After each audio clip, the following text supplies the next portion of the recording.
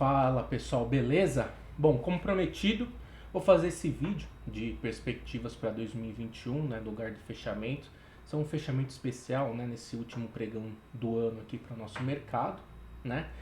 E para responder, né, sempre aquela famosa pergunta que a gente sempre tem que se fazer quando está fazendo posição, né, em busca de novas posições, quando está com a carteira, com qualquer ativo em mãos, né? Esse momento que estamos, existe uma boa relação de risco-retorno para compra, para montar carteira, para novas posições? Então eu vou fazer uma apresentaçãozinha, né? Bem rápida não, né? Vou trazer meus argumentos para explicar por que eu não acredito que está num ponto interessante para compra, tá? Já estou até antecipando a resposta, né? Porque às vezes, para não ficar lá no final do vídeo, então é isso, né? Eu já estou antecipando e eu vou trazer os argumentos por conta disso. Por que eu acredito nisso? Por que eu não acredito que agora é uma boa oportunidade de entrada? Aí eu dou um disclaimer, né? Perspectivas para 2021. Estou fazendo um vídeo de perspectivas para 2021 porque assim é normal, é meio de praxe, né, as pessoas fazerem perspectivas para 2021. Mas a grande verdade a gente não sabe o que vai acontecer, sei lá, em 6 meses, né? Eu penso sempre em horizonte de análise, algo próximo de 6 meses, né? Um ano ainda é muito, né?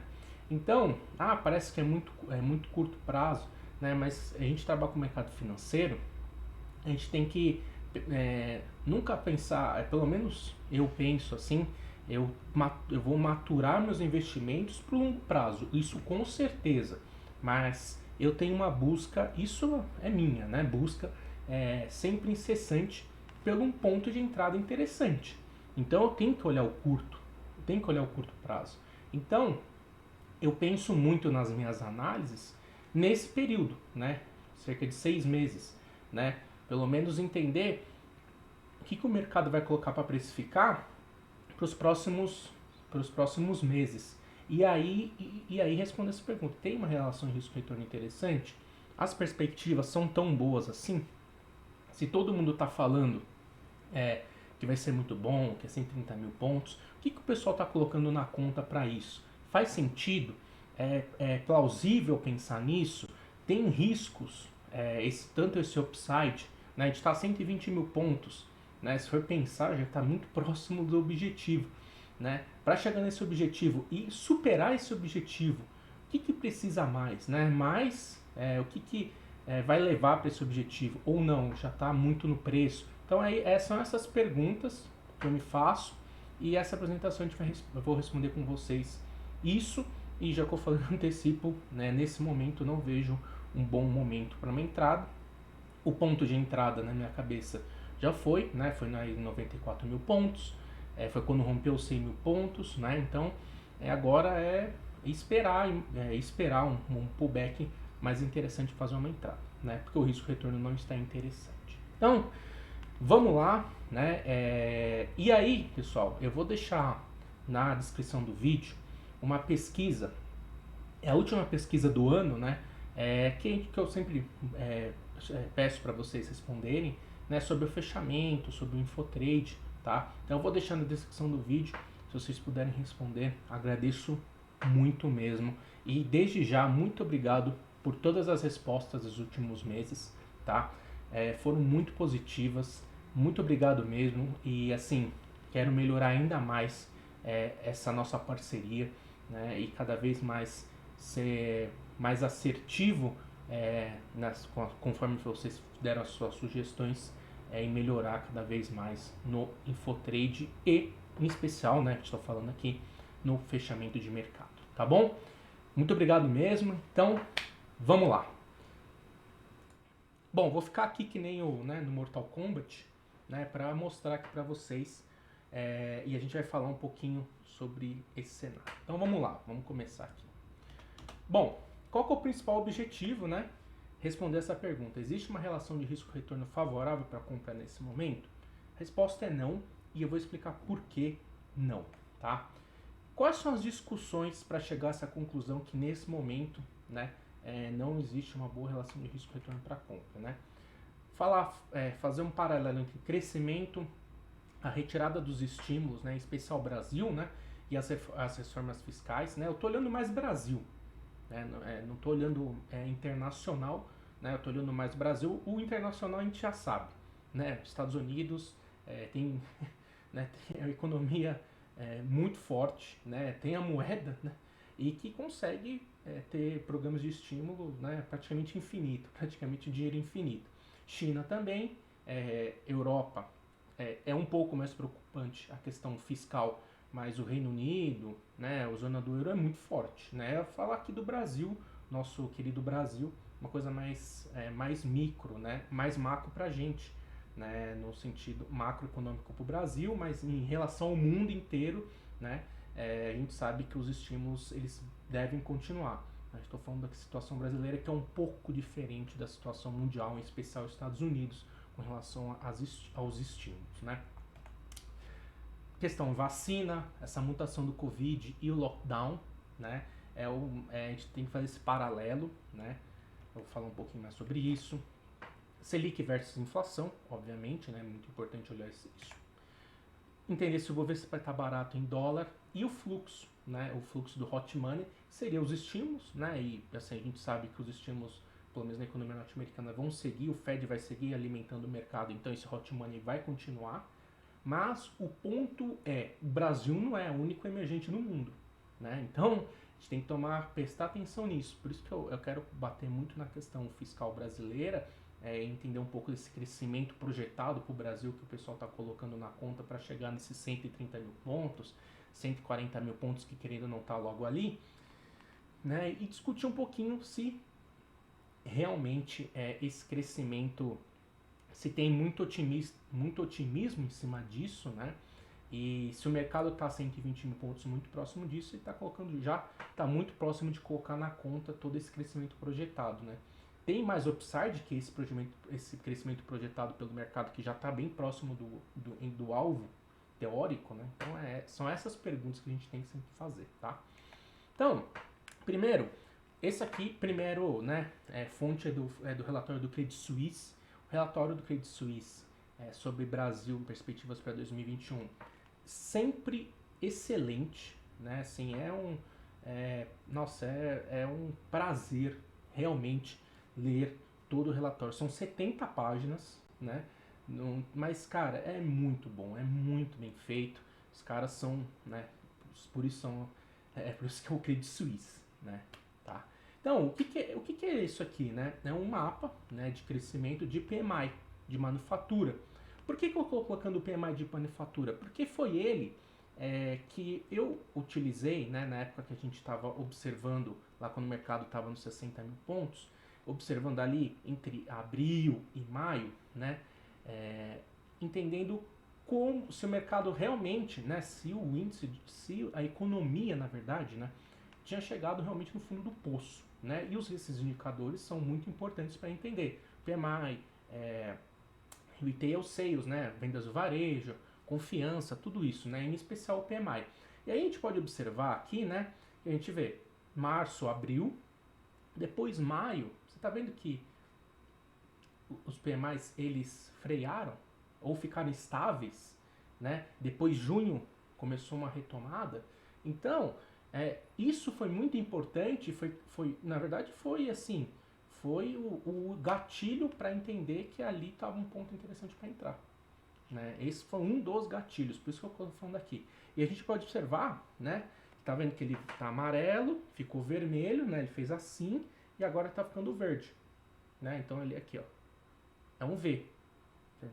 Tá, todos os principais países, né, aqui do mundo estão nesse movimento. Que é isso aqui, né? Aqui, né, aqui à direita aqui, ó, produção industrial fez o vale e aqui a primeira perna foi em V.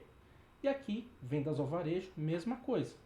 Fez o vale e recuperação em V. Então a primeira perna de recuperação do mercado, da economia, né, do mercado, ó, da economia está sendo em V, né? E assim, chegou muito rápido no fundo do poço, né? Naquela história, no fundo do poço eu tenho um calabouço, né? Bolsa vai, né? Então, esses dados foram essenciais na análise para mostrar que realmente a gente já tinha alcançado um fundo do poço. Né? Isso muito importante a gente. E isso aqui é retrovisor, né? Isso aqui é retrovisor. Isso eu só estou mostrando que realmente estamos numa recuperação em V. Essa primeira perna de alta é uma recuperação em V. Tá? Então, é isso que eu acabei de falar. A primeira perna do crescimento foi em V e foi mais rápido do que muitos esperavam. Né? Então, a gente saímos do fundo do poço, ainda tem um alçapão, para 2021, o ano do crescimento. Né? Por quê? A gente fez uma recuperação em V, agora a questão é, 2021 vai continuar em V ou vai fazer um W ou vai fazer uma figura da Nike, né? São essas perguntas que a gente tem que responder. Olhar para trás e falar que tem recuperação em V, né? É só olhar, né? É que uma criança consegue ver que está em V. Agora a questão é, como é que será essa próxima perna, né? Que é isso que a gente vai discutir aqui, né? E aí, é isso que muita gente, quando estava colocando Apocalipse na conta, esqueceu de observar, né? Qual foi o motivo para a mudança repentina de percepção e boa parte dos mercados zerarem as perdas? Estímulos fiscais e política monetária expansionista. Isso, quem viveu as últimas crises, né? Em especial a crise de 2008, a crise de 2008 eu vivi na pele. Então, a gente entendeu naquela crise como foram importantes os estímulos fiscais e política monetária. Aqui a gente teve estímulos fiscais, política monetária e também estímulos de renda, né? Isso que a gente colocar aqui também. Então, essa tríade foi muito importante para essa recuperação em 2, 3 meses alcançar em 2 meses, né? Praticamente em 2 meses, quando o mercado estava aos 60 mil pontos, 70 mil pontos, alcançar o vale, né? Fez o V já em 2 meses. Por quê? Por conta disso. Só que as pessoas não estavam tão focadas na questão de a vacina, vai quebrar tudo, né? Mas tudo bem, sim, muita coisa quebrou e muita coisa vai quebrar ainda. A gente teve, isso é muito importante para segurar as pontas, né? E isso que é a grande questão para 2021, em especial no Brasil, né? É essa questão, tá? Então, o que aconteceu aqui no nosso Brasil, né? Mais uma vez, fonte do Credit Suisse. Como a gente pode observar aqui, ó, olha aqui, né? 2020. Olha como vinha, aqui receitas, despesas. Olha o crescimento das despesas e olha aqui as receitas, né? E aqui a projeção do CS, tá? Então, olha o que foi esse crescimento de despesa. E as receitas, né? Obviamente, em época de crise, né? Isso aqui, tá? Acontece, vai cair. Esse aqui é um dos gráficos, assim, mais uma vez, fonte do Credit Suisse, mais importantes e que ilustra muito essa questão dos programas de estímulo, tá? Aqui, olha, aqui no Brasil, né? Ó, a gente foi o maior pacote de estímulos já vistos. No Brasil, nos Estados Unidos, né, em diversos países esse foi o maior pacote e, obviamente, né, porque não foi uma crise financeira dos bancos, né, foi uma crise econômica, então é uma coisa muito mais tensa, né, e os bancos centrais não tiveram dúvida dessa vez de despejar dinheiro. Tá errado? Não tá errado. Não, a questão, eu não estou discutindo se está errado, se está certo. Estou discutindo o que aconteceu, né? E aí, a gente pode observar que o Brasil, entre os mercados emergentes, né, ficou empatado com o Chile. Né, e o Chile ainda com uma guerra, né, uma guerra, né? Ainda está uma questão política ainda batendo no Chile, né? Então a gente gastou aqui 8,3% do PIB, né, em fiscal. Os Estados Unidos, aqui, não está aqui um novo pacote, né? Mas provavelmente vai chegar aí 12 e poucos por cento, né, de gastos, né? Então, a gente gastou muito, né? A gente, aqui, ó, chegando a níveis de Alemanha. Muito mais do que os países emergentes. Muito mais. Muito mais. Muito mais. Então a gente gastou bastante. Bastante. E isso é uma das primeiras observações que a gente tem que colocar na conta, né? Como o Brasil, que gastou tanto, né? Tem a questão de território, populacional, tudo isso, né? A gente, assim, tem que colocar isso na conta também, obviamente. Mas, como isso, a gente observa isso e o Brasil ficou tão para trás dos outros mercados emergentes, né? Então, risco fiscal. Porque o nosso fiscal já estava cagado, já estava deteriorado. E aí deteriorou ainda mais. Então é isso que a gente vai discutir também, tá? Mas isso aqui é bastante importante para entender, né? Como a gente gastou bastante. Então a gente entra em 2021 já meio que na tampa. Ao contrário que a gente observa nos Estados Unidos, que gastou muito, mas está bem, não tá bem, assim, não tá próximo da média dos desenvolvidos, né? Não tá próximo da média. Mas a gente está falando dos Estados Unidos, né? A gente não está falando da economia emergente. E a gente, né? Olha o quanto a gente ficou acima da média. A gente gastou bastante em 2020, né? E aqui, né? Que a gente aqui teve nesse mês, né? Foi a última parcela, né? Acho que foi inclusive hoje, né? Foi a última parcela do auxílio emergencial. Então foram 5 parcelas, né? Então foram 300 bilhões de gastos, né? E beneficiaram 68 milhões de pessoas na segunda caixa, né? Aqui foi excelente, né? Uma política de renda que a gente ajudou muita gente, isso sem dúvida nenhuma. Aí o que aconteceu com a projeção de dívida do governo, né? E a dívida do setor público, né? Olha o que aconteceu. Olha a dívida bruta do governo. Olha aqui. Opa! 2020, projeção do Tesouro Nacional, tá? Chegar a 100% do PIB. Sim, rasgou, né? A gente tava vindo de um momento bom, aí veio o Covid e rasgou isso. Rasgou. E assim, se não melhorar receita, né? A gente vai discutir isso também mais pra frente, mas dá pra ver o nível que a gente chegou de dívida.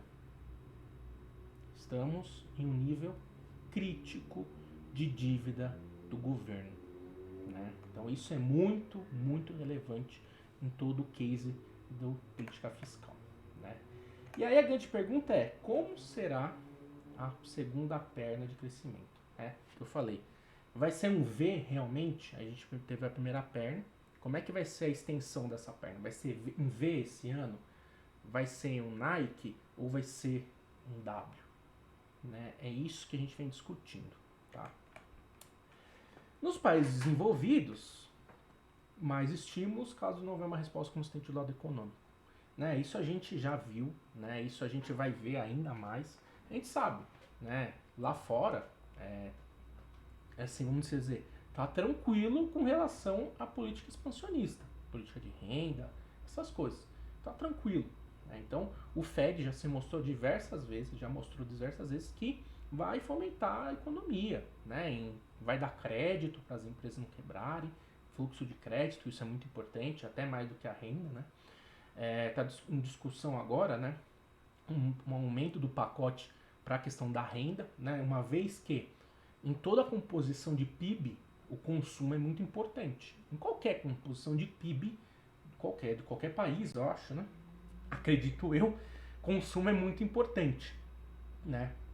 Então, isso isso é um ponto fundamental para a gente entender também, né? Porque se a gente não tem não tem fiscal para aguentar um novo programa de estímulo de renda, a gente não vai ter o consumo que está tendo agora, que está sustentando, e aí? Vai ter esse crescimento em V, que está sendo projetado, Bolsa 130 mil pontos, um crescimento, tudo maravilhoso, como está sendo projetado, que essa é a minha questão, né? A gente está aí, a gente vai fechar o mercado aí próximo dos 120 mil pontos, né? Tem mais 10 mil pontos aí para subir, teoricamente.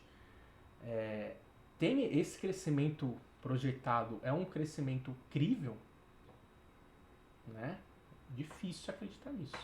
Pelo menos na minha cabeça. É muito difícil acreditar nisso, né? A gente tem uma dívida desse tamanho, receitas que não devem vir, né? Deve demorar para chegar, né? É difícil acreditar nesse crescimento que está sendo projetado, tá? O que eu falei, nos países desenvolvidos, ok, ainda há espaço para mais gasto, mas o Brasil não tem espaço para esse gasto, né? Aí, essa é a questão. Sem auxílio emergencial em 2021, taxa de desemprego ainda alta, maior endividamento das famílias, dívida bruta que ingessa a economia, que ingessa o governo e a economia mundial crescendo, né? A economia, né? A economia está crescendo, mas não está explodindo no mundo, né? É importante. A base de comparação, ela vai ser, né, muito fraca, mas, né, não tá, o mundo não está crescendo, há anos não está crescendo, por isso que tem política de estímulo, né? E aí você junta tudo isso, aí eu falo, né, essa questão de exportação, né, balança comercial, isso é uma fonte, né, para essa questão, para financiar essas novas políticas expansionistas de renda, tudo, né? E coloca tudo isso na conta, né? Essas projeções. Dá para acreditar num crescimento em V mesmo, né? Que esse é o call, né? Se você olha todas as análises, né? Você lê, né, as notícias, né, vê os relatórios, né, vê tudo isso. O principal ponto é o seguinte: crescimento. A economia vai crescer, a economia brasileira vai crescer, isso vai ajudar as empresas, né, obviamente, e beleza, né? É o call de PIB crescendo. Cara, dá realmente para colocar isso na conta, assim, dá para acreditar fielmente nessa percepção que a gente vai crescer em V ano que vem? Com tudo isso, sem auxílio, e se tiver auxílio, vai que assim, cara, é um negócio muito louco, porque assim, se o governo focar em política de estímulo, né, vai cagar o fiscal. Isso vai trazer uma aversão ao risco gigantesca, gigantesca, vai estourar, né? Vai estourar isso nos DIs, em tudo, né? Agora, se o governo fazer o que é o, entre aspas, correto, né? Correto, entre aspas, não, o correto em termos econômicos, né? Pelo menos na linha que eu defendo, né? Você vai tirar mão de crescimento. Se você tirar mão desse crescimento, não vai ter crescimento em V. Acho que isso é um ponto que dá para acreditar nisso, né? Como é que eu falo? Um ponto, tem um termo jurídico, né?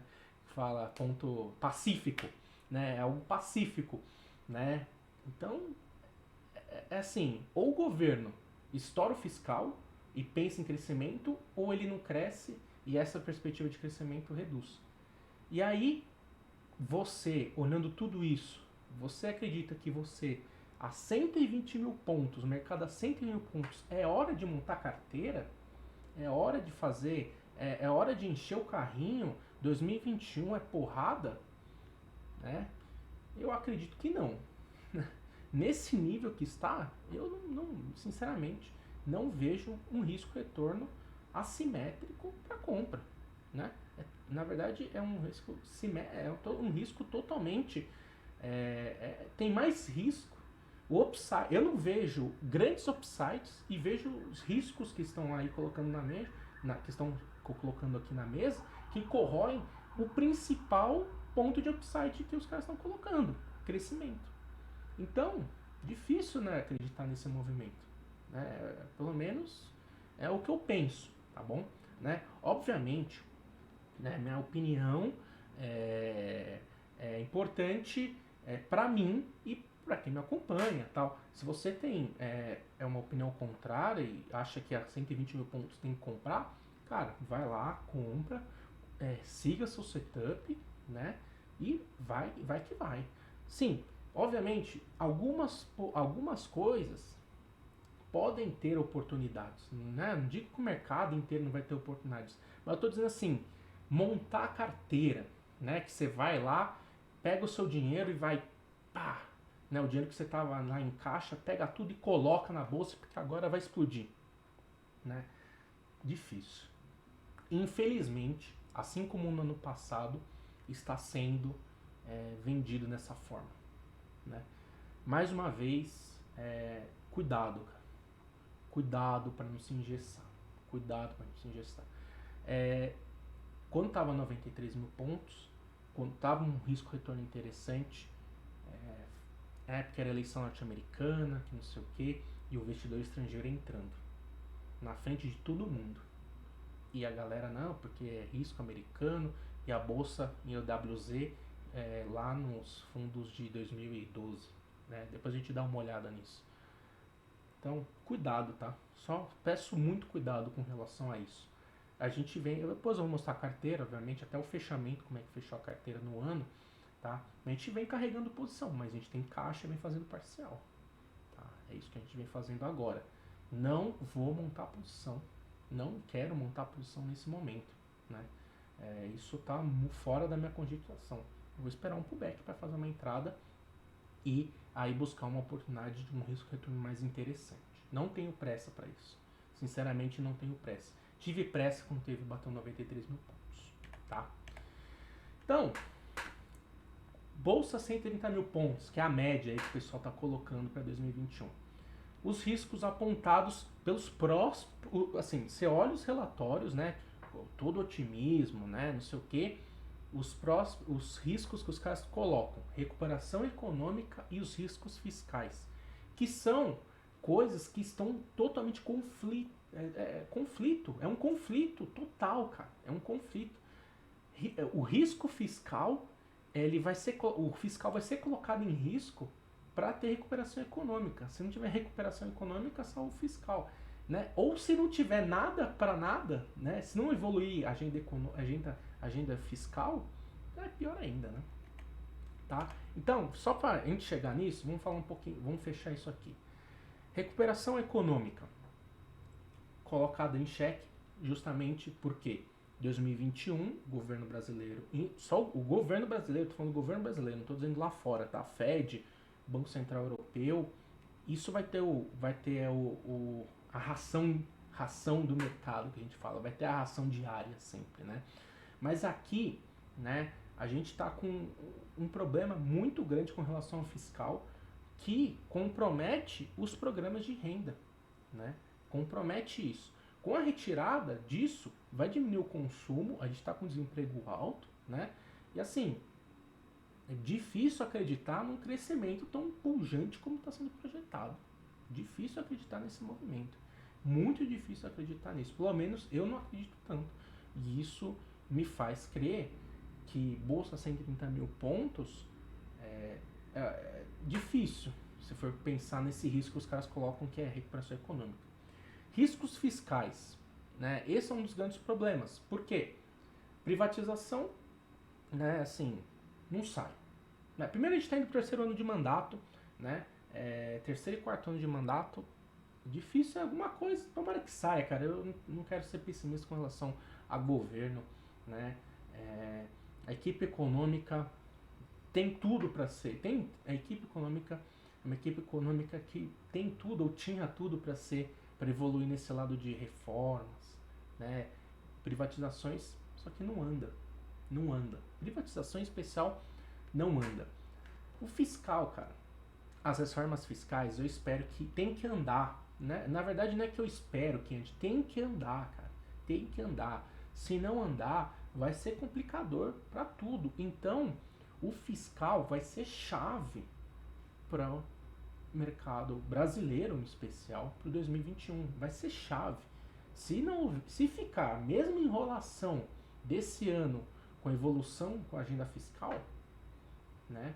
A gente vai falar dos DIs também, né? E mostrar que, assim, nos níveis que está, o DI, né? Ele tá colocando, não tá, os mais curtos não estão colocando risco fiscal na conta, né? O longo tá, mas o risco fiscal no curto não tá. E você sabe que os curtos, né? A ponta curta é que mede, que ajuda, que baliza os riscos do modelo econômico.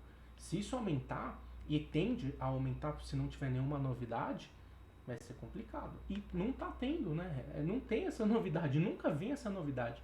Esse é um grande problema também. E espero que seja solucionado.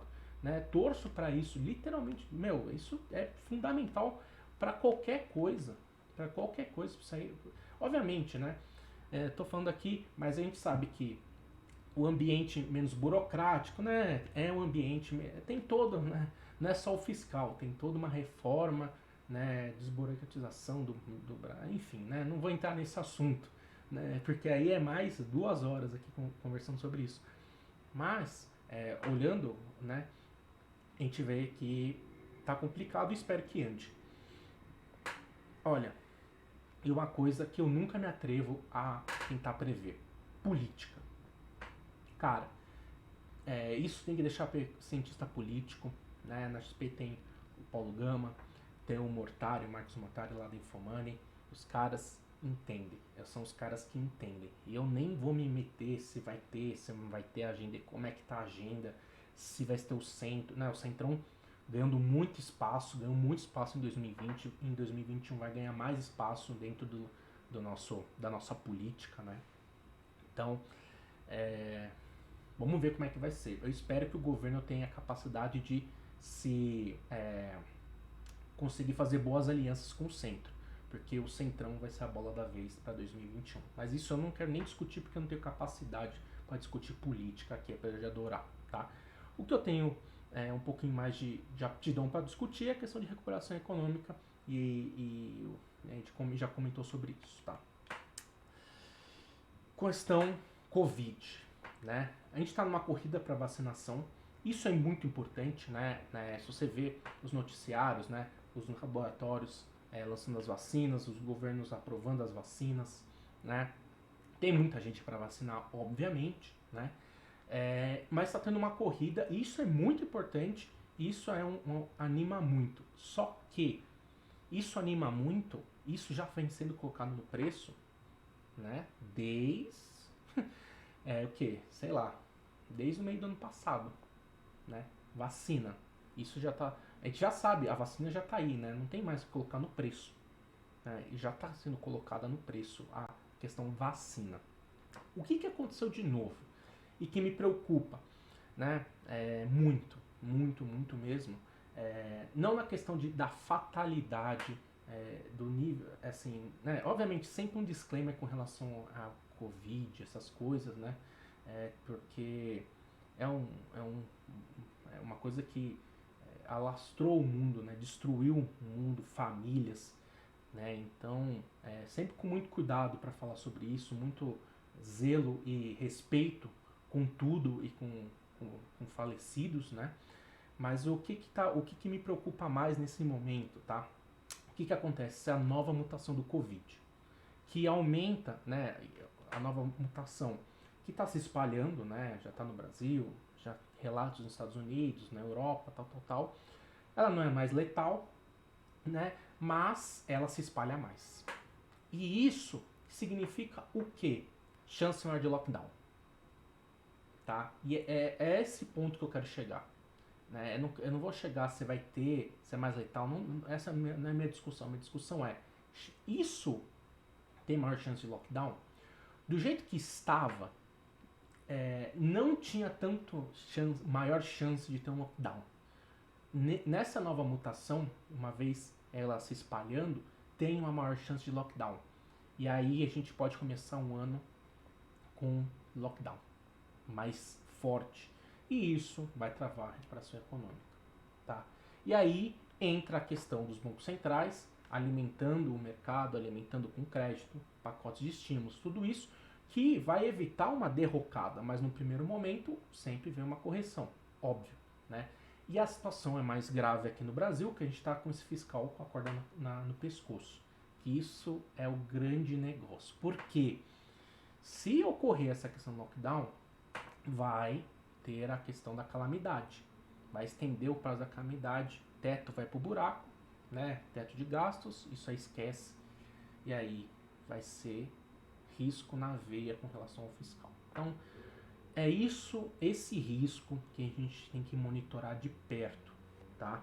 Muito de perto, porque é um risco muito importante, tá? Né? É aí que eu falei dos riscos fiscais. Né? O andamento da agenda de reforma será chave para 2021, privatização nem o Guedes acredita mais e o Centrão vem forte após as eleições e deve ganhar o Senado. Tá? Então, é isso que eu já expliquei. Né? E isso a gente tem que ficar de olho, tá? Muito de olho essa questão desse chance de novo lockdown. Não estou dizendo letalidade do vírus, não é isso. Se acontecer isso, né? Se tiver uma mutação e ser mais letal, aí, né, vacina, colocar em xeque a vacina, aí é um Deus nos acuda e espero que nunca aconteça isso, porque isso vai ser ruim para qualquer pessoa, para qualquer coisa. Né? É o que eu quero dizer, se essa nova mutação, nova cepa, nossa mutação, ela se espalhar mais, né, ter esse potencial maior de proliferação, isso deve bater no lockdown. Então, monitorar esse cenário. E você observa como a nossa economia, o nosso Brasil, ele está num momento muito difícil para 2021, nessa linha entre novos estímulos e o fiscal ir pro buraco de uma vez só, e não ter os estímulos que provavelmente não vai ter, e a recuperação econômica não vingar. Então faz sentido comprar a bolsa, encher a mão a 120 mil pontos? Né? Para mim não faz tanto sentido nesse momento, e inclusive porque, né, a própria justificativa do case da compra dos 130 mil pontos. Né? Comprar agora porque vai chegar a 130 mil pontos. Recuperação econômica e riscos fiscais. Tá? Deixa eu tomar aqui uma aguinha.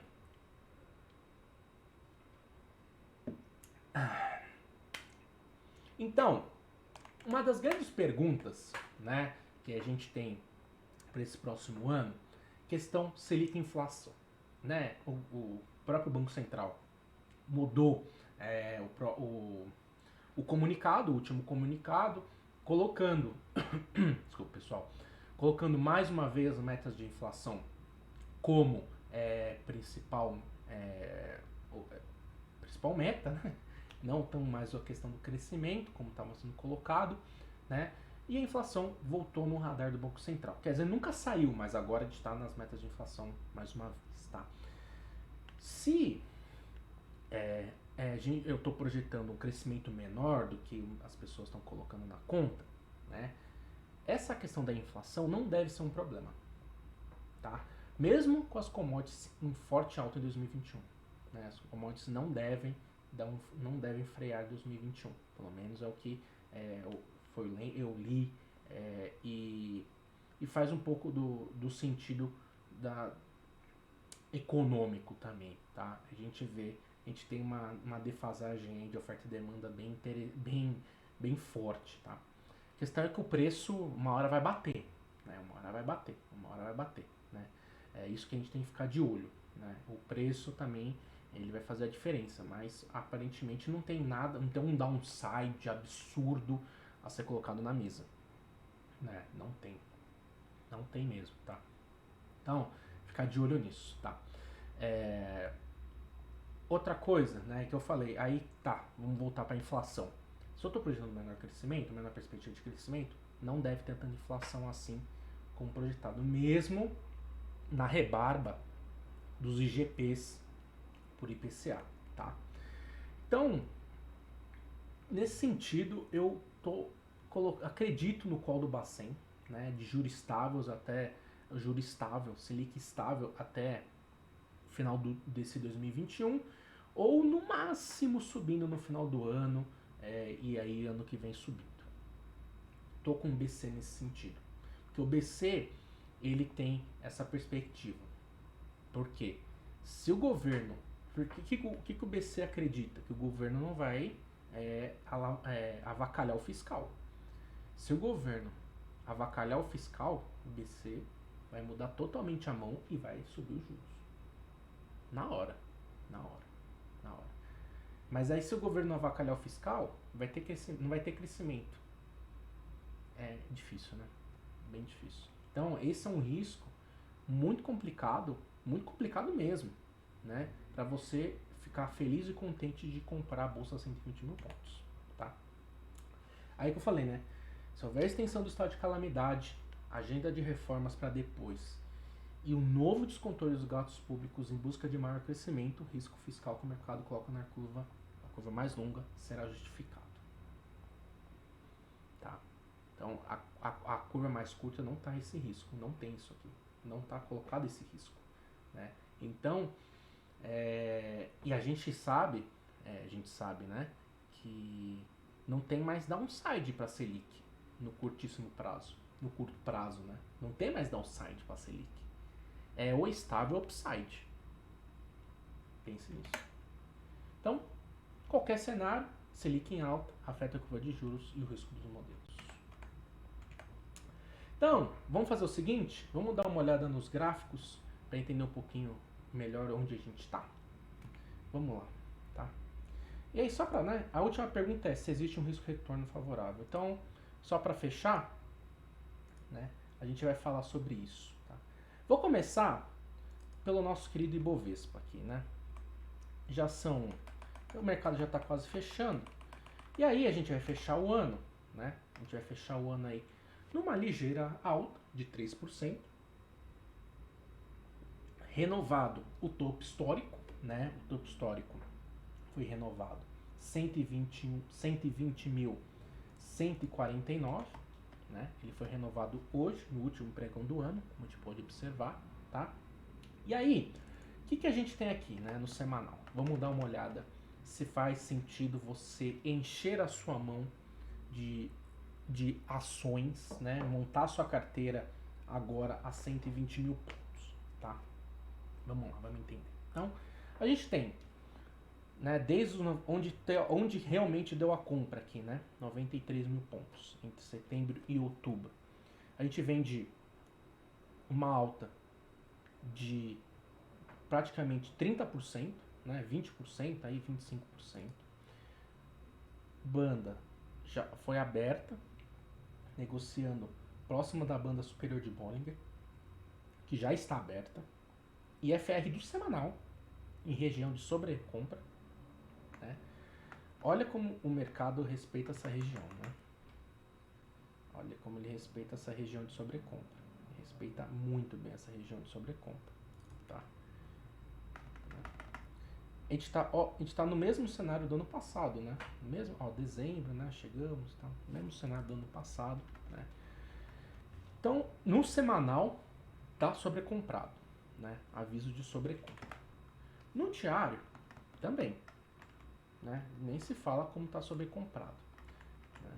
E aí, uma coisa interessante e que é, entre aspas, normal dentro do mercado, nas últimas semanas de mercado, por conta da falta de liquidez e por isso que eu evite fazer qualquer coisa nas últimas 2 semanas, porque a falta de liquidez é um negócio muito ruim, pelo menos que eu gosto de analisar mercado usando volume, OBV, né, essas divergências, né? Então, quando não tem liquidez, qualquer tipo de divergência é inválida. Essa é a grande verdade. Porque vai ter divergência. Né? Porque o mercado vai estar fraco, então não significa nada. Por exemplo, aqui, né? O OBV tem uma divergência de baixa do IFR, né? Fez topo, não fez. Mas, cara, o mercado tá fraco, vai ter a divergência. Você olha o OBV, mesma coisa, né? Olha, OBV. Cara, vai ter. Então, a questão não é essa. A questão começa as próximas semanas, né? Onde vai entrar mais liquidez, tal, o mercado acorda, né? O mercado volta a ter liquidez, né? Aí você, aqui, né, os volumes, né? A gente observa, pelo menos, chegar bem próximo da média, alguma coisa assim. A última vez que teve volume foi na venda, né? Aí, o que a gente tem? Esse tipo de volume que a gente tem que olhar aqui, ó. Quando chegar voltar a esses volumes, a gente tem que observar o seguinte. Essa divergência vai seguir? Essa divergência vai se acentuar? Por quê? Se ela for acentuada, e aí, só traçar um paralelo com isso aqui, tá vendo? Ano passado, tá vendo que a divergência foi se acentuando? Ó, ela só foi se acentuando. Né? Se ela se acentuar, aí preocupa. aí preocupa. Que aí vai mostrar que com o mercado retomando as negociações, voltando à liquidez, não há grande interesse na compra a 120 mil pontos. Então, aí que preocupa. Esse é o ponto que a gente tem que ficar de olho. E qual que vai ser o gatilho para uma correção, uma eventual correção? É o candle de reversão? É a confirmação do cenário de reversão? É a confirmação do candle de reversão? Não, não é. É quando perder a média móvel de 21. Tá longe ainda. Tá longe de mostrar um cenário de correção, tá muito longe disso, tá? O que é o ponto que eu destaco aqui? Vamos vender, não quero vender nada, né? É que eu acredito, aqui eu falo, não tem um risco de retorno para comprar. Você não tem um stop aqui plausível, né? Não tem um stop plausível para você fazer uma entrada nesse momento, né? E é esse ponto que eu destaco tanto. Mas e se bater 130? Eu não sei se vai bater 130 mil pontos amanhã, né? Na semana que vem vai abrir, já vai rasgar para cima. Eu não tenho a mínima ideia. Ninguém tem. Ninguém sabe disso, né? Se soubesse, né? Da mesma coisa, né? A ação que vai subir as duas ações, sei lá, 3 ações que vão. Cara, se você. Pra mim, na minha cabeça, depois a gente até fala sobre setores, ações e tal. Na minha cabeça, você tem que montar um portfólio que faz sentido para você passar 2021.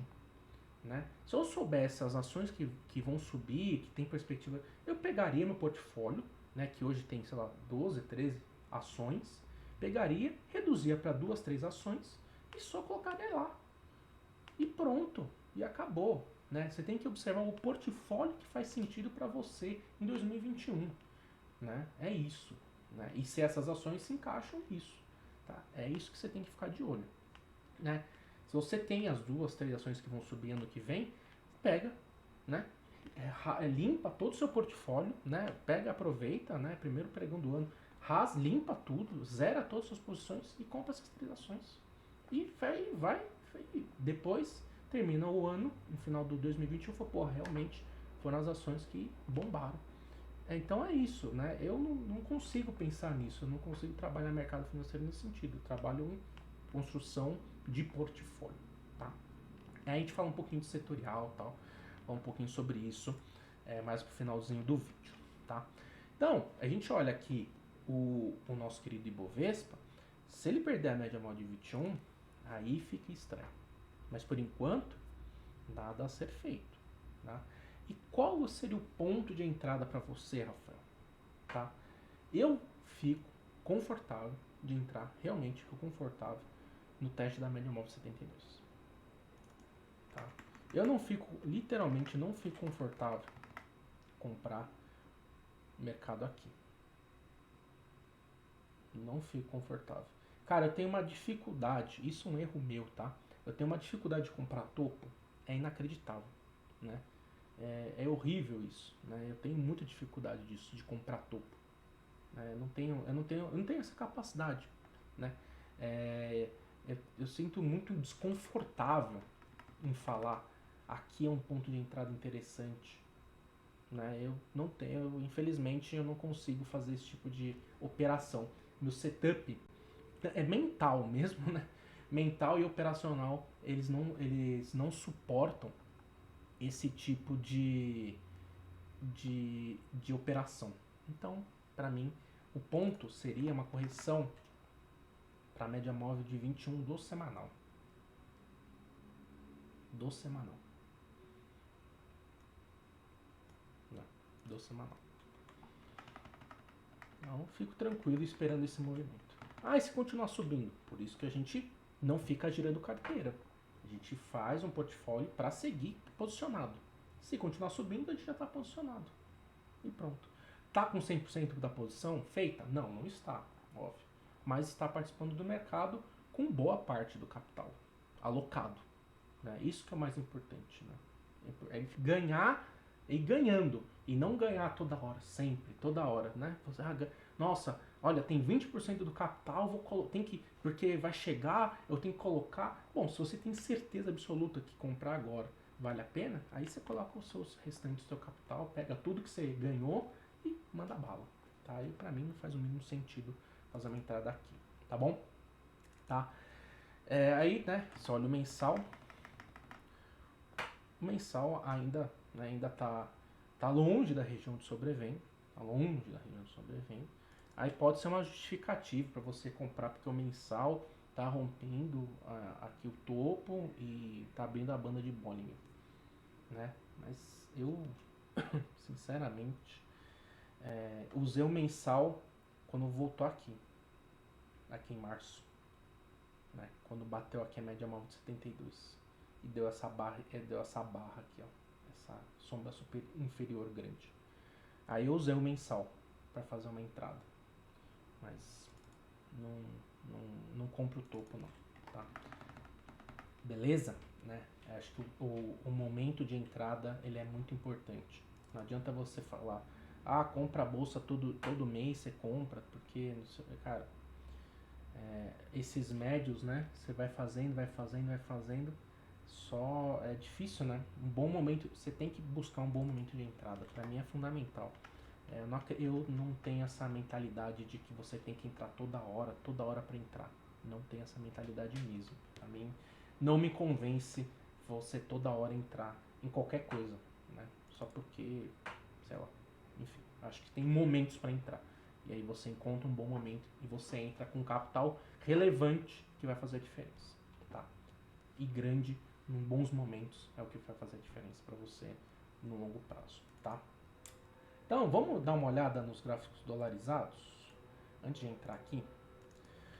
EWZ, né? Deixa eu colocar aqui no semanal. Nosso querido EWZ, nosso Ibovespa em dólar, né? Aí que eu falo, né? Da questão, né, de 2016. Lembra que eu falo, 2016, né? Aqui, ó, 2000. Quando o mercado voltou para 2008. 2008, 2009, né? Até aqui, ó. Quando tava aqui, na época da crise, né? Aqui que é um ponto interessante e tal. Aqui, onde a gente está agora? Testando o média móvel de 70. Primeiro, né? A gente está numa perna de baixa ainda, o EWZ, né?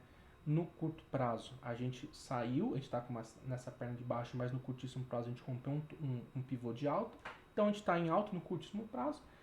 E no semanal a gente está assim, a gente tem esse viés de baixa, mas a gente não está em baixa, está numa indefinição aqui gigantesca há anos, né? Entre os 50 e o 20. E o 25, né? 50 a 25. 50 a 25. Há anos está nesse movimento, né? Então, onde a gente está agora, que é o EWZ? Testando o média móvel de 72 do semanal. Ponto importantíssimo. Testando o último fundo perdido, que abriu caminho para correção, né? Então, nós estamos num ponto de resistência muito importante. Aí você vai lá no mensal, né?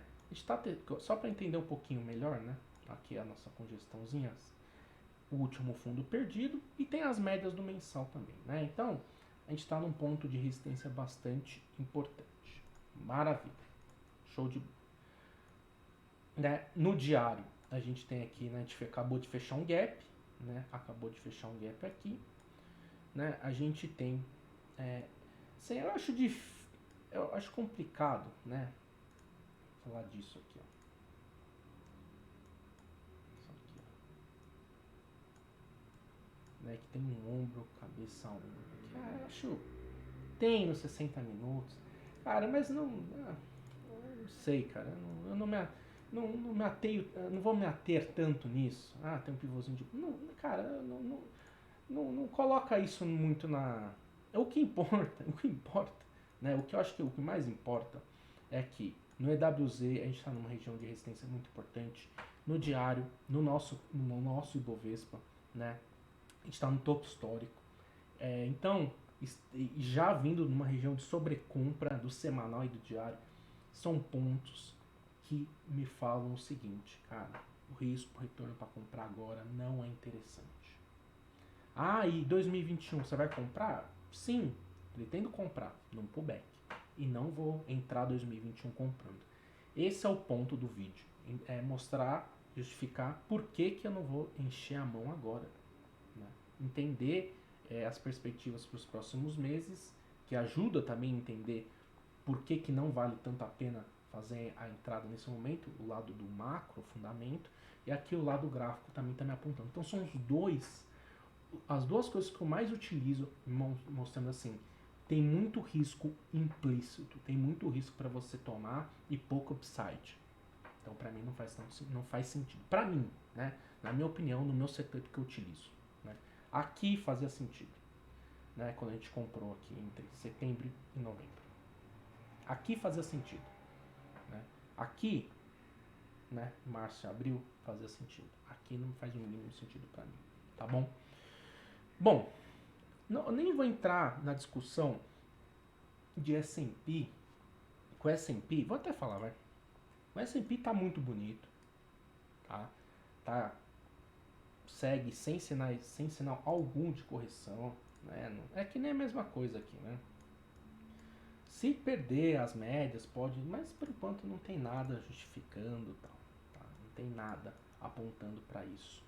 E assim, né? O S&P é muito importante, mas nossa análise aqui é focar no Brasil, WZ, né? Isso é muito importante. Tipo, mas o bolsa norte-americana, né? Segue, não, né? Sabe que não é tão assim, correlação não é tão assim, tá? Então, vamos entender um pouquinho do que foi o WZ. Aqui é muito interessante a gente observar, né, aqui no Investing. Investing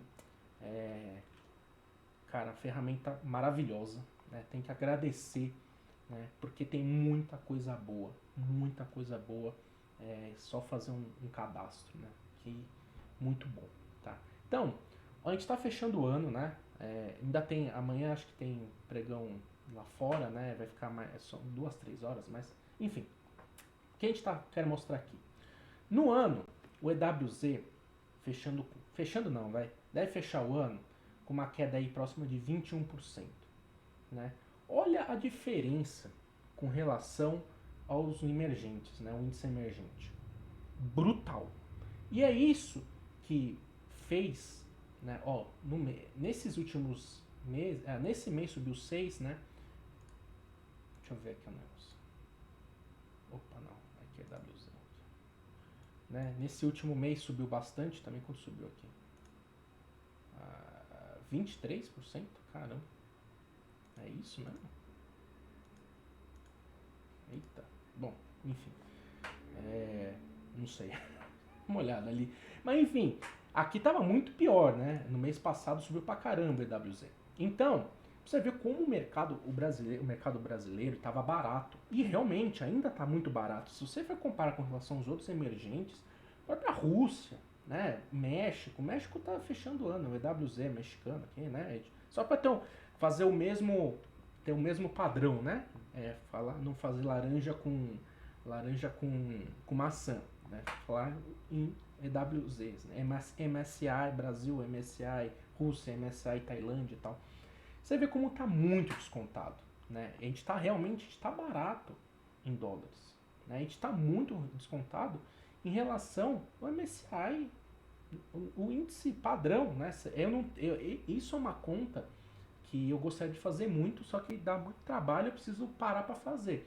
Que é fazer os gráficos comparando, né? Fazer desvio padrão, um desvio padrão, né? Um desvio padrão 2, média ou mediana, né? Menos um desvio padrão, menos 2 desvio padrão.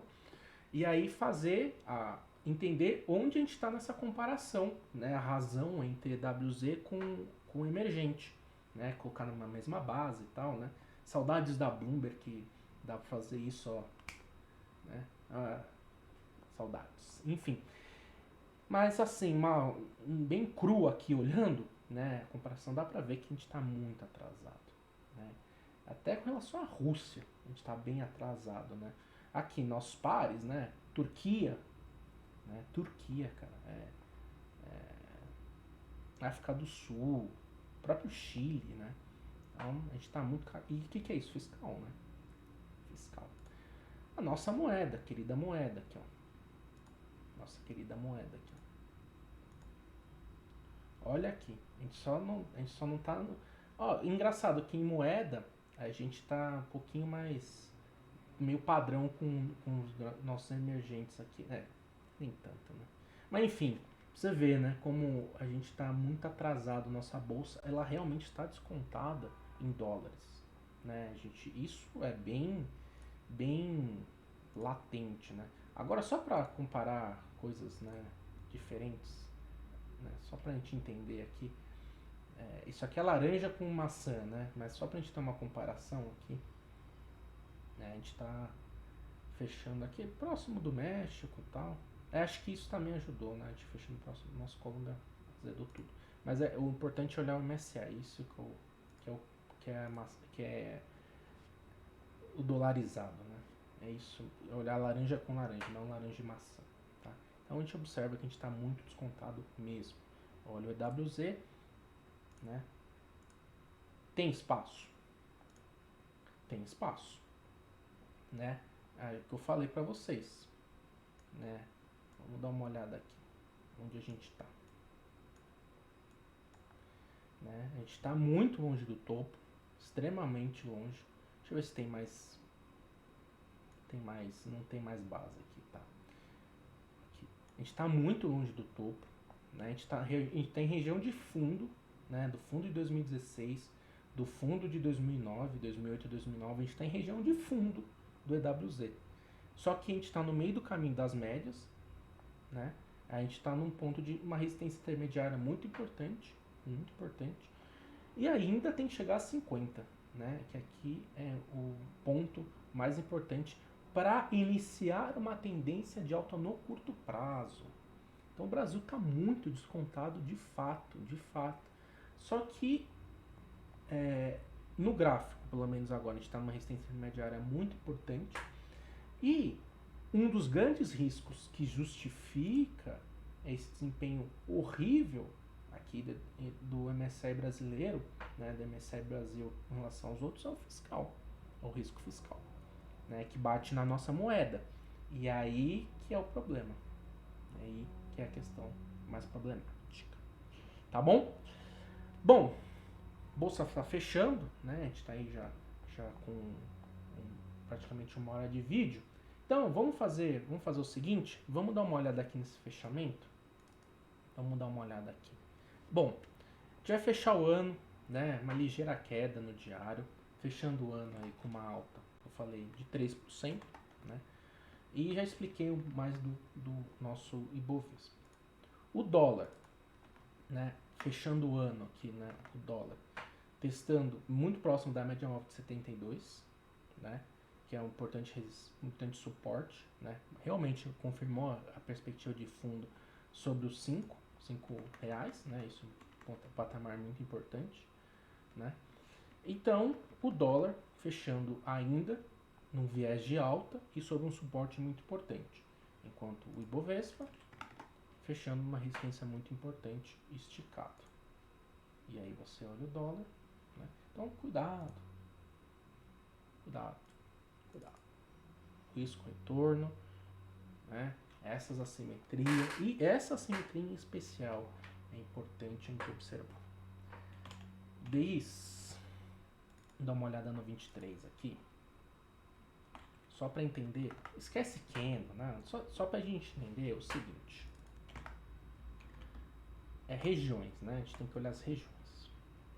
Aqui, nessa região, né, onde o mercado precifica na curva lá para o 23, 4%, né? Aqui no nível que está, nesse nível que está, prescreve manutenção dos juros sem risco fiscal na mente, sem risco fiscal colocado na curva, tá bom? Então aqui não tem tanto downside para a curva de juros. Não tem tanto downside na curva de juros. Então, cuidado nisso, tá? Muita atenção nesse sentido, porque na minha cabeça, na minha visão, não tem tanto downside para a curva de juros, não tem tanto upside para ser capturado, não tem upside. Então, assim, você coloca, não tem tanto downside para juros, né, que é um estímulo importante para os modelos em questão de beta, né. A gente tem essa questão do crescimento, tem a questão do fiscal. Então, são essas conjunturas que me fazem crer e afirmar que, neste momento, não há uma relação de risco-retorno interessante para a compra. É isso. Quando haverá? Quando tiver um pullback. E qual que é? Teste da média móvel de 21 do semanal. É esse ponto que eu estou procurando. Está com pressa? Não. Por quê? A gente está alocado. E aí, só para fechar, fluxo, né? Fluxo estrangeiro. Que começou, né? Aqui em outubro, né? Ganhou muita força em novembro, óbvio. E, por enquanto, né, até o último dia 28, né, dia 28, famosa segunda-feira, né? A gente deve fechar o ano, deve fechar o mês aí, né? Próximo de 20 bi, alguma coisa assim, alguma coisa nesse sentido. Reduzindo muito bem, chegando aí para casa dos perto, sei lá, a gente vai fechar o ano aí negativo em 10. Porra, olha isso. Só nesses últimos meses, aqui 3 meses, né, da porrada da bolsa, quase 50, vai chegar em quase, sei lá, 55 bi, alguma coisa assim. Então, muito importante. Então, um fluxo absurdo. Então, o fluxo continua. O fluxo, ele é comprador. Então, é monitorar também. Para mim, o fluxo não tem que ter patente, né? E aí, por isso que eu gosto de usar muito, olhar o OBV. Né? Ele ajuda muito a entender isso. Se o fluxo está comprador ou não. O OBV ajuda muito. Mas se você acompanha o fluxo estrangeiro, ele ajuda a entender, né, uma vez que o estrangeiro é importante, né, na bolsa, obviamente, e ajuda a explicar, né, porque o Brasil estava muito barato e veio o fluxo estrangeiro e beleza. Mas vale a pena monitorar no começo do ano, né, mais para o final do mês, meio do janeiro, final do mês de janeiro, como está esse fluxo. Que aí a gente vai entender se realmente as divergências forem confirmadas, começar a ter uma divergência maior, aí vale conferir, dar uma olhada. Esse fluxo está perdendo força, como é que tá? Mas no começo, né, segue o barco, né, não se preocupa com isso, tá? Bom, vamos dar uma olhada aqui na carteirinha, vamos ver como é que fechou o ano. Vamos lá. Aqui. Aí que eu falei, né? O importante é estar posicionado, né? É o melhor momento para aumentar a posição? Na minha cabeça, não. Mas eu vou zerar minha carteira? Eu sou louco de zerar minha carteira com o mercado em tendência de alta? Não sou louco. Ainda não tô nesse nível. Mas eu fui fazendo algumas parciais e agora a gente está aí com algo próximo de 25% do caixa livre. Então, fechando o ano, né? A gente está fechando o ano aqui considerando as posições em aberto, né? Por isso que eu não falo que é uma carteira do Infotrade. Isso aqui é um portfólio, né? Isso aqui é o portfólio do Infotrade. Então a gente vem, é o que eu faço, acho que qualquer pessoa faz na vida, né? Isso aqui é o que eu faço com meus fundos de investimento, né? Inclusive depois, amanhã eu pretendo fazer um post, um resumo do que foi a carteira, colocar um resumo também do que foi do meus fundos de investimento. Também acho que vale a pena colocar isso. Então vai ser lá no Rafa Infotrade, né? Se você não me segue no Instagram, vai estar lá no Rafa Infotrade amanhã sobre isso, né? O resumo das rentabilidades, né? Então, a gente está fechando aqui o ano, o portfólio, né? O portfólio está fechando o ano, o portfólio de position, né? Está fechando o ano aí com uma rentabilidade de praticamente 19%, né? Se a gente arredondar aqui dá 20%, né? Isso para mim é o mais importante, né? O portfólio. Isso aqui é o que vai fazer a diferença para você na vida. A manutenção do portfólio. Por isso que é tão importante você manter suas posições. Não ficar girando. Não ficar lá que nem louco girando. É fazendo parcial, né? Faz uma parcial, o papel volta com um ponto interessante, você compra mais. e estudar poucos papéis. Ter alguns papéis em mente e você ir operando esses papéis, né? Você não precisa entender a bolsa inteira, né? Entende alguns papéis e você foca neles. É o que eu faço. É o que eu faço. Às vezes aparecem algumas oportunidades interessantes, aí eu tomo esse risco, né? Analiso se vale a pena ou não e tomo esse risco. E as oportunidades que eu mais busco a vida inteira, né? E que eu mais busco e que eu busquei muito em 2020 e que com certeza eu busquei em 2021 são oportunidades que ofereçam dividend yields interessantes, né? E, né, por conta dos dividendos, óbvio. Então, né, a gente está fechando aí. A gente fez muitos aportes, né, ao longo de março, em abril, setembro, setembro e outubro, né? Foi setembro e outubro? Não, outubro. Isso. Quando voltou para 93 mil pontos. No meio da crise a gente fez bastante aporte. Quando voltou para 93 mil pontos a gente fez bastante aporte. Então foi 2 momentos que a gente encheu a carteira, ficando 100% expostos, né? Então a gente comprou bancos, a gente comprou B3, a gente comprou, sei lá, papéis de dividendos, tudo isso a gente foi fazendo isso, construindo portfólio, fazendo parcial, né? Trabalhando a carteira e não ficar girando que nem louco. É trabalhar a carteira. Então a gente está fechando aí com uma rentabilidade do portfólio, tá? Do portfólio, né? Desse portfólio que a gente está fechando com praticamente 20%, né? O grande destaque, VEG, né? Com praticamente 100%, né? Esse rendimento aqui, né? Obviamente aqui é sempre ponderado, né? Assim, porque às vezes as pessoas colocam, né, o rendimento percentual, né? Que, né, é ridículo, né? Enfim, não adianta. Tá. Vamos focar aqui, né? Ponderado, né? Construção de portfólio. Então, né? Então a gente está fechando aqui, né? Com essa posição. A pior contribuição aqui foi Lojas Renner, né? Lojas Renner, né? E assim, é um case de longo prazo, né? De longo prazo. É um papel que eu ainda quero fazer uma nova entrada, né? Quero buscar um ponto de entrada ainda nesse papel mais uma vez, tá? Mas se eu estou projetando que pode ter novo lockdown, não faz sentido comprar Lojas Renner, né? Agora. Esse é um papel que está sofrendo bastante com relação a isso, né? Inclusive, tá? Então, e Leve 3 é um papel que a gente tem 2%. É um papel que eu esqueci. Literalmente, isso aqui é uma cagada, né? Eu esqueci de zerar o papel quando estava R$ 24. Esqueci mesmo. E agora, né? Ficou na carteira. Né? Então, a gente conseguiu ir bem, né, no setor financeiro com o Sambi. A gente estava bem negativo com os bancos, só que a gente conseguiu entrar muito bem, né, nessa pernada dos 93 mil pontos, visando os fundamentos, né? A gente fez esse callzinho lá, pessoal do Infotrade, tá? B3, esse foi um dos papéis que a gente mais operou, né? Foi operando ao longo do tempo, né? Boas oportunidades foram adquiridas, né?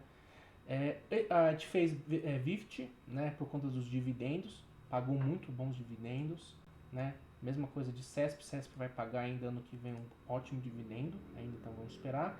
Equatorial, isso aqui foi sensacional. Colocar esse papel na carteira, né? Quando ele voltou para R$19,90, nossa senhora, foi uma alegria, cara. Isso aqui é um prazer ter Equatorial. Mesmo cenário de Ipera, né? Que foi uma alegria ter esse papel na carteira. Uma belíssima oportunidade, tanto do lado do gráfico quanto do fundamento. Inclusive saiu, a gente já fez parcial, né? Poderia ter feito uma menor parcial. Mas não, agora eu vou esperar voltar um pouquinho para colocar mais, né? Esse é um relatório agora, recentemente do Itaú, falando dos fundamentos e tal. É uma coisa que eu já venho acompanhando e tem tudo para consolidar ao longo do ano que vem. Uma belíssima empresa. E TOTOS está começando a voltar, né? A gente fez uma entrada aí e tá levando. Vai levando aí. Também não estou muito otimista não, acho que tá meio carinha. Vamos ver como é que vai ser ano que vem, começo do ano que vem. Não pretendo segurar muito essa posição, tá meio caro o papel. Espero né, que a empresa consiga crescer organicamente e através de aquisições, que é o que o próprio a diretoria comentou, fez uma matéria, e que é o que me deixa confortável em ter o papel ainda na carteira. Tá? Então, né, a gente executou ao longo desse ano todos esses trades, né, juntando day trade, swing trade, né, tudo isso aqui, né, inclusive tá tudo na planilha, né, tá tudo disponibilizado na planilha. Os dividendos, né, aqui são os dividendos desse ano, né, do Itaú mensal, tal. Nesse ano, o rendimento líquido, só de dividendo, R$ 7.720. Os destaques, né, de pagamento, Taesa, né, foi um grande destaque. E aqui, um call que a gente fez recente foi de Camil, para aproveitar o dividendo, o yield de 3,6% e mais a valorização do papel, que foi mais 3% aí. Então, principalmente tirar 3,6% de lucro sem imposto, né? Isso é sensacional, tá? Recente, né, dia 29, ontem, famoso ontem, né, ficou ex Vivid, né, pagou, né, o dividendo aqui, o dividendo mais juros sobre capital próprio, e Pera também pagou um pouquinho, mas o fechado de 2020 deve ser muito bom, né? O de CESP, né? O de CESP foi decepcionante, tá? Mas o fechado de 2020 deve ser bom, então seguir com o papel. E Vivit tem um fundamento também interessante. Não gosto da exposição do setor, mas tem um fundamento interessante, tá? Então, fechamos assim. Em 2019, a gente fechou a carteira com um financeiro de quanto? Quanto que é financeiro? Você pega o seu capital atual, né, a soma de tudo, né, que é quanto é a capital inicial mais o resultado bruto dos trades, né, tem esse capital total, menos o quanto que deu de lucro esse ano, né? Esse ano, somado day trade e as operações operações encerradas, todas as operações de day trade e todas as posições encerradas de position deram esse resultado. O day trade, em média, por mês, aí deu algo próximo de 4 mil, alguma coisa assim, né? Que é o salário normal, né? Não coloco muito risco, né? Então, né, o bruto, né? Isso aqui é bruto, tá? Não é líquido, isso aqui é bruto, só para lembrar, isso aqui é bruto, tá? Então, por que é bruto? Porque todo mundo faz a conta no bruto, né? Aí é por isso que eu fiz no bruto. Então, nesse mês, se você somar todos os trades executados, você tem 111.410. Beleza? Beleza. Se a gente fazer o quanto desse ano contra o quanto a gente tinha desse financeiro em 2019, né, que a gente está aqui, ó, deu 32%. Então, se a gente somar os positions encerrados mais o day trade, nós encerramos o ano com 32% de rentabilidade. 32% de rentabilidade, né? Então, como valeu a pena ir fazendo as parciais nos bons momentos e como valeu a pena alocar, encher o carrinho de verdade nos pontos interessantes no mercado. Então, isso fez a grande diferença para ter esse resultado. Se a gente colocar os dividendos, né, colocar mais 7 mil aí na conta, deu 34%. Isso aqui é muito legal, muito interessante. Os dividendos fazendo a diferença também dentro do resultado. E aí, que é uma das coisas que eu mais gosto de observar, que é isso aqui que é o mais importante para mim, tá? Se eu considero os resultados em aberto, né? Em aberto, né? Se eu coloco o resultado em aberto, todo o portfólio, se eu encerrasse todas as minhas posições, né? Ó, acabou, eu vou sair do mercado financeiro, nunca mais vou fazer nada, nunca mais vou operar, vou encerrar minha carteira agora, tudo, vou encerrar tudo. Deu 51%, né? 52%. E aí, olha a diferença. O que eu quero mostrar é como é importante você carregar as posições. Como é importante carregar as posições. Isso faz a diferença. Isso faz a diferença. Se você fica na loucura de ficar, pega ali 5%, 6%, faz parcial de 4%, assim, faz parcial de 4, 5% para ganhar 10%, 12%, cara. Aí quando perde 6%, perde 7%. Cara, você fica. Por isso que pra mim o swing trade não faz o menor sentido. Não faz o menor sentido. Pra mim é isso. Eu não sei, eu posso estar muito errado mesmo. Mas se você ficou tentando girar o mercado, toda hora ficar girando, encontrando, fazendo, vai, vende, compra. Nesse mercado desse ano, difícil ter entendido uma rentabilidade, cara. Eu não sei, posso estar falando a maior besteira do mundo, cara. Mas, cara, eu não tô dizendo que você, não mexi em nada e fechei no positivo. Nem isso. Nem isso. Porque pode ter fechado no 0 a 0, né? Fechado no 0 a 0. No mínimo fechado no 0. Agora, fechar realmente no positivo. Sem ter tomado o risco nos momentos certos, ali nos 60, 70 mil pontos e 93 mil pontos, né? Aí faz a diferença. E é isso que eu quero mostrar, entendeu? Isso aqui que é o mais legal. Isso aqui, ó. Quanto o portfólio fechou o ano. O portfólio fechou o ano com 20%. Isso para mim é o mais interessante.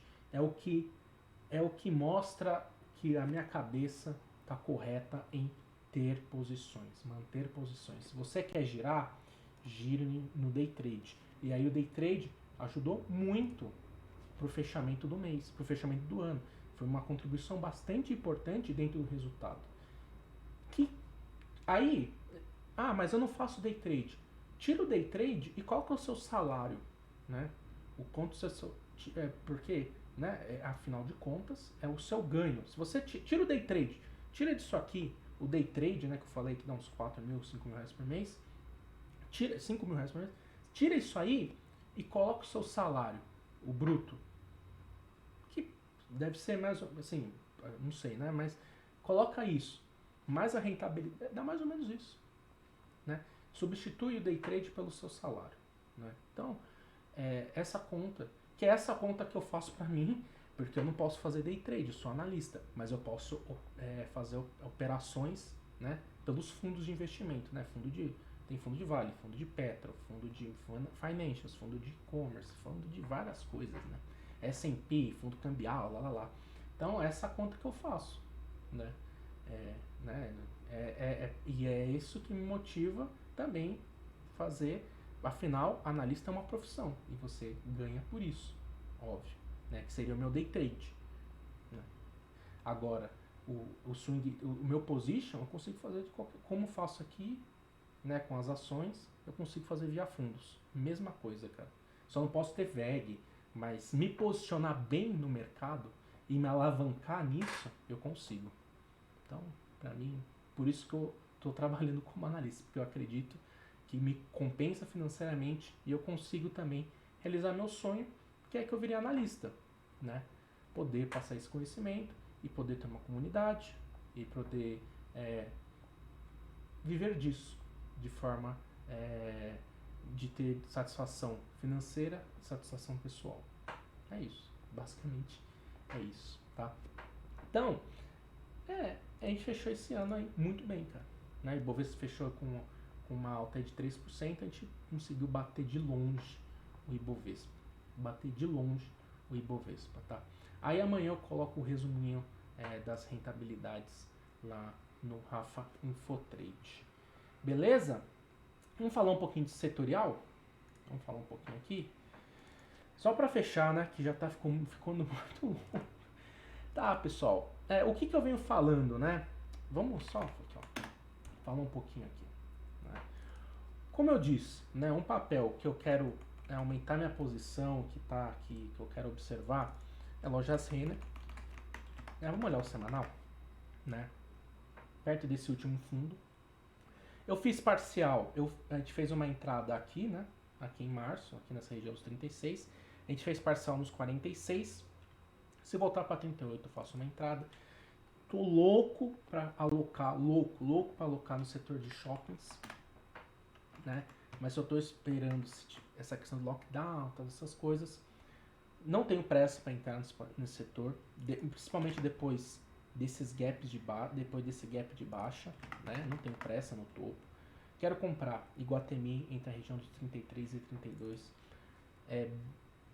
XP falando muito bem do setor, BTG falando muito bem, Credit Suisse falando muito bem, né? Então, e realmente tem um potencial muito interessante, né? Muito interessante. Então, é um setor que eu quero entrar, né? Então, pro ano que vem, Iguatemi, Multi3 tem, mas eu gosto mais do Iguatemi, eu gosto do case de Iguatemi, gosto muito mais desse case de Iguatemi. Esse aqui não pode falar. Exetec, né? Exetec, perdi o bonde aqui dos 35, 36, que foi uma cagada absurda, Só que tá nesse mesmo cenário, né? O papel ele não consegue avançar nessa faixa de resistência, ele não consegue, cara. Não consegue passar desse 45. Aí eu vou observar o seguinte. Meu ponto querido é a região dos 38 e 36. É onde eu quero comprar muito esse papel. É onde eu espero que volte para me comprar. Mas, né, se ele começar a ganhar força compradora nessa faixa aqui dos 40, 39, eu faço uma entrada. Dessa vez não vou deixar passar não, né? Tá meio estranhozinho, né? Assim como alguns papéis aí, né? Tem com esse setupzinho. Mas aqui é onde eu quero buscar. 38 com 36. Tá bom? Que mais? Edux. É um setor que é assim. É difícil, né? Um setor não é uma perspectiva tão brilhante, mas o papel realmente está descontado, né? E se for colocar entre os participantes, Edux está muito melhor posicionada, tá? Não acho que está um preço atrativo. Para mim, preço atrativo é voltar para os 28, 26. E tem gráfico para isso, para voltar para lá. Tem gráfico para isso, tá? Vamos ver, tá? Mesma coisa de Exetec. Se começar a ganhar força compradora entre 30 e 29, eu faço uma entrada. Para mim o ponto interessante aqui, que eu falei, essa perninha de baixo aqui no curtíssimo prazo não me agrada tanto, tá bom? Que mais que a gente tem aqui? Outro papel, outros. Cara, eu acho que é mais ou menos por aí, assim.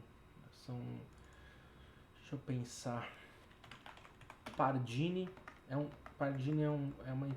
Então, eu vou ver, eu tenho que estudar mais o case, mas me interessa esse papel na região dos R$ 21, me interessa bastante, né? Eu vou estudar um pouquinho mais o case para entender, mas essa região dos R$ 21 é um ponto bastante importante, né? O risco-retorno está muito interessante nesses níveis, porque o stop fica perdendo os R$ 21, então o stop vai ser bem curto. Agora, se tiver certa a ideia de comprar por aqui, está comprando aqui uma 1 da 2 bem interessante, o papel está numa tendência de alta ainda no curto prazo. Monitorar esse papel aí para colocar na carteira, né, ano que vem, estudar um pouquinho mais, né, fazer a lição de casa e estudar, né. Só ver um negócio, olha a Suzano, né, Suzano está na nossa carteira, fechando o ano acima da papel e celulose, né? A gente fez esses tempos aí, eu fiz um call de Clabin, né? Aqui, né? Os papéis e celulose devem ir muito bem ano que vem. É primeiro semestre, né? Então tem bastante pra andar ainda. Nossa querida Petrobras, tá? Assim, eu vou ser bem sério que eu tenho fundo, né, de Petro. E eu fiz uma parcial por aqui. Eu fiz parcial por aqui. Porque o petróleo também está num ponto de resistência importante, mas não fiz parcial de 25% da posição. Né? Por isso que também eu raramente vocês vão ver falando compra ou venda de Petrobras. Né? Bom, a mesma coisa daqui, né? Aqui, ó, 23 com 22. E aqui, Via Varejo não conseguiu fechar o ano acima dos 17. Isso aqui é preocupante e motivo de daqui a pouco eu poder falar sobre Via Varejo. Daqui a pouco eu vou poder falar sobre Via Varejo, que pra mim isso aqui foi um dos motivos para sair da posição, tá? Que mais que a gente tem aqui? Acho que é isso, pessoal. Acho que ao longo do ano que vem a gente vai falando mais sobre empresas, setores, né? Já tem 1h30 de vídeo aí, vai cansar o pessoal, tá bom? Então, só para fechar aqui, cadê fechei a apresentação? Bom, enfim. Só para fechar aqui, a resposta é não. Nesse momento não há uma boa relação de risco-retorno para com, tá? E ao longo do ano que vem a gente vai observar melhores oportunidades de risco-retorno da entrada, né? A gente falei setor financeiro, setor de construção, setor de shops. Acho que pode ser uma alternativa interessante. Beleza? Então, se você gostou desse vídeo, né? Se você gostou do conteúdo, vá na descrição do vídeo, responda para mim, por favor, a pesquisa, vai me ajudar bastante. E pessoal, eu tenho que agradecer a todo mundo, a todos mesmo, a você, a Clear, a você em especial, por me acompanhar, por seguir, me apoiar, críticas, né? Críticas construtivas, né? Sempre são muito importantes, né? E eu sempre aceito muito isso. A gente cresce muito com isso, o Infotrade cresceu muito com tudo isso, com todas as opiniões e críticas das pessoas, positivas e negativas, óbvio, né? E eu quero agradecer muito, muito mesmo pela audiência, né? Pela audiência e pela paciência, né? E então quero agradecer a cada um que me acompanha, que acompanha o fechamento, que acompanha o Infotrade. Muito obrigado mesmo, muito obrigado por 2020, foi um ano desafiador, foi um ano que foi bastante complicado, né? Mas a gente conseguiu fechar bem, conseguimos ir muito bem e foi muito compensador em todos os sentidos. Foi muito desafiante, foi muito desafiador, mas é assim que a gente cresce, é assim que a gente evolui, né? A gente tem que... é na pancada que a gente cresce, querendo ou não. É assim que a gente tem que aprende, não adianta mesmo. Tá bom? Então é isso, pessoal, né? Uma ótima virada de ano, né? Ótimo final de 2020, que comece 2021 com muita alegria, muita felicidade, muita paz, em especial espiritual, né? E no primeiro pregão do ano eu não vou participar do mercado, então não vou estar no Infotrade, nem vou fazer o fechamento. Volto na terça-feira, na primeira terça-feira de 2021, tá bom? Então, grande abraço e até mais.